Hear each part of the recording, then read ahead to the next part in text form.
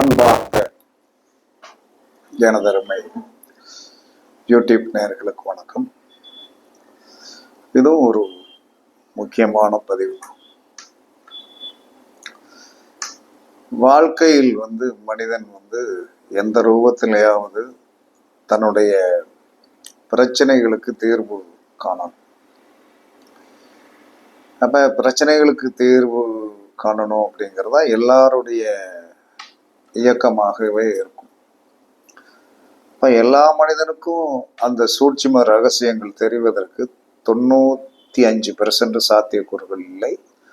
ஒரு 5% மனிதர்களுக்கு அந்த சூட்சுமம் தெரிந்து அவர்கள் ஜெயித்தார்களா, அல்லது அவர்களுக்கு குருட்டடியாக ஏதாவது செயல்பட்டு அந்த ஜெயிப்பு இருக்கிறதா என்பது அவர்களுக்கே தெரியாது. ஆனால் ஜோதிட சித்தாந்தத்தில் ஒரு பெரிய ரகசியம் இருக்கிறது. பெரிய ரகசியம் என்பதை அது வெளியே சொல்லிட்டா ரகசியம் கிடையாது. ரகசியம் என்பது என்னது? ஜோதிட சாஸ்திரத்தில் நீங்கள் எத்தனை விதமான கருத்துக்கள் உங்களுக்கு நிறைய தெரிஞ்சிருக்கும். நிறைய யூடியூப் வீடியோவில் பார்த்துருப்பீங்க, எல்லாமே பார்த்துருப்பீங்க. ஏன் ஜெயிக்க முடியலை அப்படின்னு சொல்லி வரும்போது, ஜெயிக்க முடியாததுக்கு காரணம் என்ன சொன்னா கண்டிப்பாக உண்டு. அப்ப முதலில் நம்மளுடைய ஜாதகத்தை ஃபங்க்ஷன் பண்ண தெரியணும். அந்த ஃபங்க்ஷன் பண்ண தெரியணும் அப்படின்னு சொல்லி வரும்போது அதுல நம்மளுடைய பேர் மிக மிக முக்கியமானது. எந்த ஒரு விஷயத்திலையும் நம்மளுடைய பேர் கண்டிப்பாக முக்கியமானது. இதை நம்ம உண்மையாக நல்லா தெரிஞ்சுக்கணும். அப்ப பேர் வைக்கிறதுல என்ன சொல்லலாம்னா, அந்த காலத்துல ஒவ்வொரு நட்சத்திரத்திற்கு உண்டான அந்த எழுத்துக்களை கரெக்டா வச்சாங்க. ஒரு 30 வருஷத்திற்கு முன்னாடி எல்லாம் அப்படித்தான் இருந்தது. பார்த்தோன்னே என்ன நட்சத்திரமானு இப்ப இருக்கிறவங்க சொல்லிடலாம். இப்ப இருக்கிறவங்களுக்கு அந்த மாதிரி சொல்லுகின்ற மாதிரி பேர் வைக்கல. காரணம், நேமராலஜர் வந்தது, அதுக்கடுத்து என்னென்னமோ வந்தது. அவங்கவுங்க மாற்றி தலகுப்புற எல்லாத்தையும் மாற்றி என்ன சொல்கிறான்னா அவங்கவுங்க இஷ்டத்துக்கு வச்சு இஷ்டத்துக்கு வாழ ஆரம்பிச்சிட்டாங்க. இப்போ நான் சொல்ல வர்றது, தனி மனித வாழ்க்கையில் அன்றாட ஒரு வாழ்க்கையில் நீங்கள் வெற்றி பெற வேண்டும் என்று சொன்னான். நீங்கள் வெற்றி பெற வேண்டும் என்று சொன்னான். உங்களுடைய 6வது நட்சத்திரத்தை 6வது நட்சத்திரத்திற்கு உண்டான பெயரெழுத்தை வைங்க. 8வது நட்சத்திரத்திற்கு உண்டான பெயரெழுத்தை வைங்க. 13வது நட்சத்திரத்திற்கு உண்டான பெயரெழுத்தை வைங்க. இது எந்த காலத்திலும் 6வது நட்சத்திரம் என்பது தெய்வ பலம். 8வது நட்சத்திரம் என்பது என்ன, பணவரவுகளை கொடுக்கக்கூடிய ஒரு, கண்டிப்பா பணவரவு என்பது மட்டும்தான் அதுல இருக்கிற முக்கியத்துவமான நீங்க அண்டர்லைன் பண்ணணும்.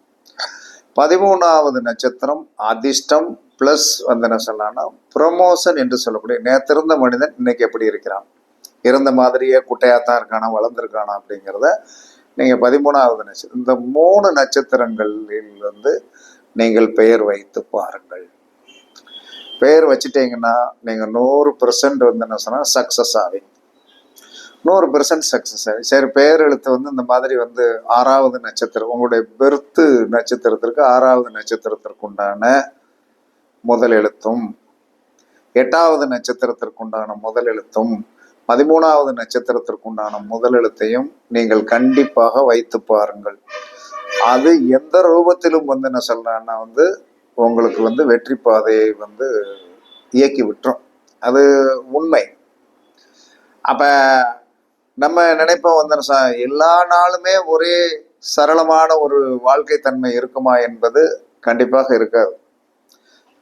அப்ப என்ன சொன்னா, ஒரு நாள் கொஞ்சம் நல்லா இருக்கும், ஒரு நாள் டல்லா தான் இருக்கும், பிறகு எந்திரிச்சிடும். இந்த 3 6வது நட்சத்திரம், 8வது நட்சத்திரம் பிளஸ் என்ன சொன்னா 13வது நட்சத்திரத்து எழுத்துக்களில் பெயர் வைத்த எவனுமே கெட்டு போனது கிடையாது. சரி, ரைட். இதை என்ன சொன்ன ஒரு கான்செப்டா எடுத்துட்டு, எப்பயுமே உங்களுடைய யோகக்காரனையும் உங்களுடைய கரணநாதனையும் நீங்க இயக்கிக்கிட்டு தான் இருக்கும்.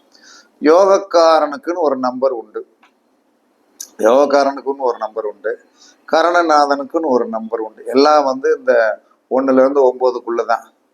அப்ப யோகக்காரன் என்பது நமக்கு அந்த யோகம் வந்து கண்டிப்பாக செயல்பட்டுத்தான் ஆகணும். அவயோகி எப்படி நமக்கு செயல்படுகிறதோ அதே மாதிரி யோகி செயல்பட்டுத்தான் ஆகணும். அவயோகி அப்படின்னு சொல்லக்கூடியது வந்து ஆட்டோமேட்டிக்கா நம்ம அவயோகின்னு சொல்லியே வந்து செயல்பட வச்சிருவோம்.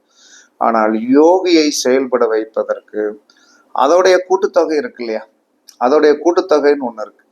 அந்த கூட்டுத்தொகை உங்களுடைய பேரில் வந்து என்ன சொன்ன, 6வது நட்சத்திரத்தை எழுத்து, 8வது நட்சத்திரத்தை எழுத்து அல்லது 13வது நட்சத்திரத்தை எழுத்துல நீங்க ஆரம்பிச்சு, ஏன்னா எல்லாரும் என்ன சொல்றாங்கன்னா தமிழ் நியூமராலஜி அப்படின்னு, தமிழ் எது ஒன்று புழக்கத்தில் இருக்கிறதோ அதைத்தானே நம்ம செயல்படுத்த முடியும். புழக்கத்தில் வந்து என்ன சொன்னா இருக்கிறதான் செயல்படுத்த முடியும். புழக்கத்தில் இல்லாத ஒன்றை வந்து என்ன சொன்னா கண்டிப்பாக நாம் செயல்படுத்த முடியாது. புழக்கத்தில் இல்லாத ஒன்றை நாம் செயல்படுத்த முடியாது. அட் ப்ரெசன்ட் ஸ்டேஜ் இன்னைக்கு என்ன பொசிஷன், இந்த இந்த இந்த இந்த கலாச்சாரத்துக்கு தக்கனதான் நம்ம வாழ முடியும். கலாச்சாரத்துக்கு அப்பாற்பட்டு நான் வாழ்ந்து விடுவேன், அப்படி போயிடுவேன், எப்படி போயிடுவேன், எனக்கு அது வேலை செய்யுதுன்னா வந்து அது வந்து சமூகத்திற்குள் வந்து அந்த எஃபெக்ட் ஆஃப் வியூகம் வந்து தான் இன்னைக்கு வரைக்கும் இருக்குது. இங்கிலீஷ் நியூமராலஜி தான் இருக்குது. தமிழ் நியூமராலஜி வந்து வேணா உங்களுக்கு தெரிஞ்சா நீங்கள் செயல்படுத்தி பாருங்கள்.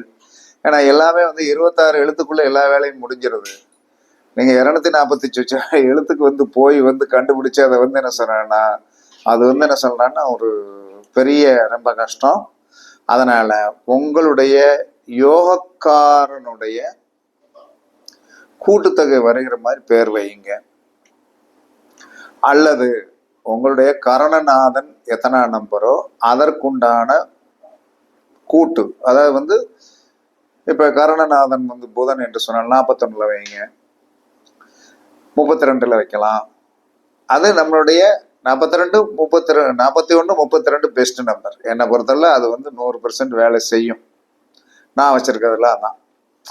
அப்ப யோகக்காரன் யோகக்காரன் வந்து நமக்கு எப்படி இருந்தாலும் கரணநாதன் எப்படி இருந்தாலும் சரிதான், கரணமே காரிய வெற்றி. அப்ப அந்த கரணத்தையும் நம்ம இயக்கி கொண்டே இருக்கணும். ஒவ்வொரு நாளும் கரணத்தோடைய நம்பர் என்ன, அதை வந்து உங்க செல்போன்ல நீங்க இயக்கலாம்.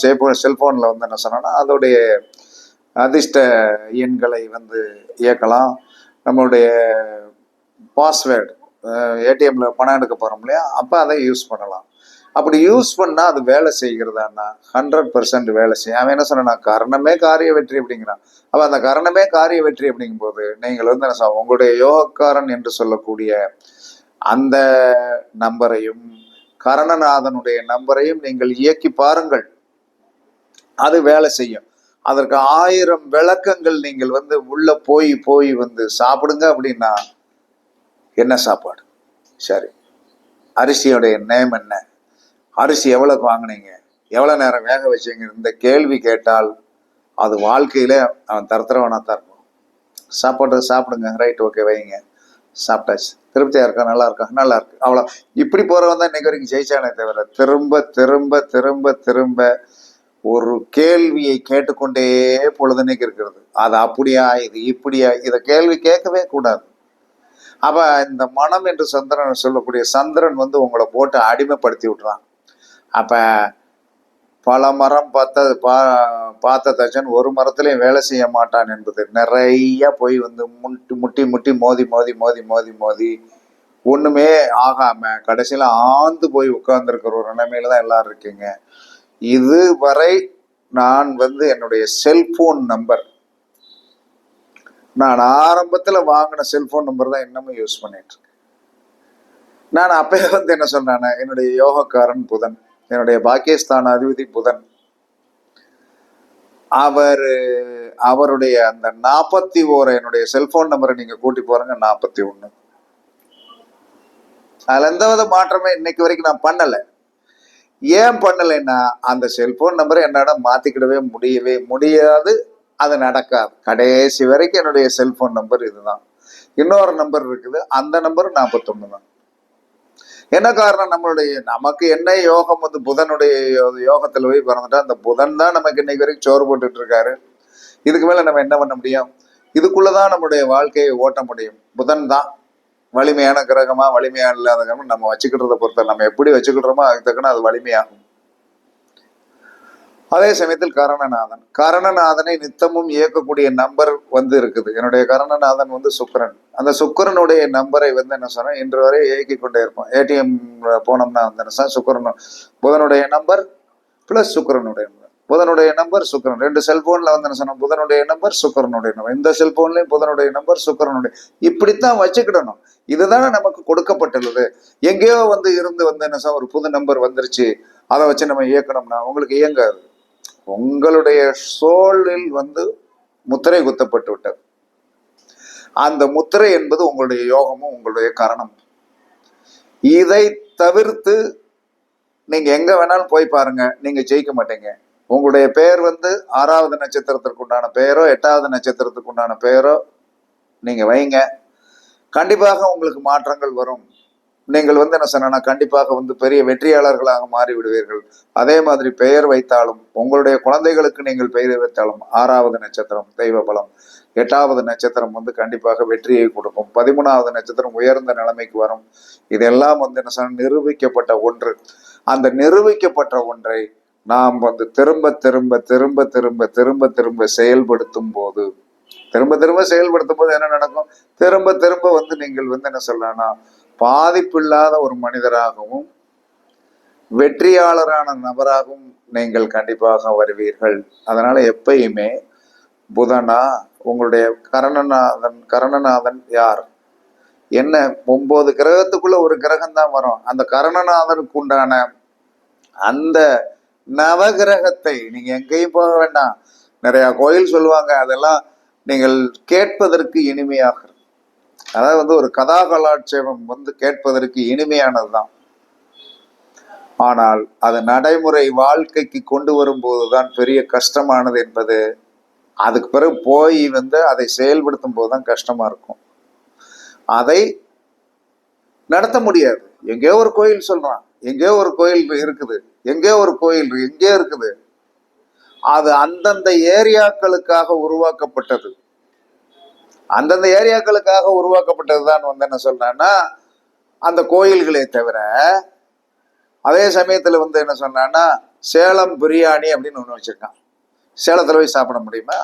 சேலம் பிரியாணி நல்லா இருக்குயா, சேலம் வச்சிருக்கான். நாம் இருப்பிடத்திற்கும் நம்மளுடைய வந்து என்ன சொல்றான்னா 60 கிலோமீட்டருக்குள்ள வந்து உங்களுடைய வழிபாட்டு ஸ்தலங்களை அமைத்துக் கொள்ளுங்கள். ஏன் என்று சொன்னால் 60 என்பது நம்மளுடைய தமிழ் வருடங்கள். அதாவது ஆங்கில வருடங்கள் வந்து என்ன சொல்லலாம்னா 1965 பிறந்த நான் வந்து திரும்ப 1965 வராது, அது ஏறிக்கிட்டே போகும். ஆனால் விசுவாவசு வருஷத்தில் பிறந்த நான் திரும்பவும் அந்த விசுவாவசு வருஷம் இந்த ஓடிக்கொண்டிருக்கிறது. பார்த்துட்டோம் இல்லையா, நம்ம பார்த்துட்டோம் இல்லையா. அது என்ன செய்யுது, நம்ம பிறக்கும் போது ஒரு சின்ன பிள்ளையில பிறந்தோம்.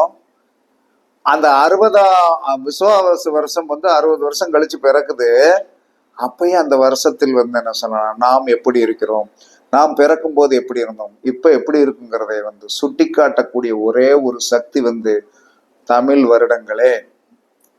அந்த தமிழ் வருடங்களில் அதனாலதான் 60 கிலோமீட்டருக்குள் உன்னுடைய வழிபாட்டு ஸ்தலத்தை வைத்துக்கொள். அதுக்குள்ளதான் உன் இடம் இருக்கும்.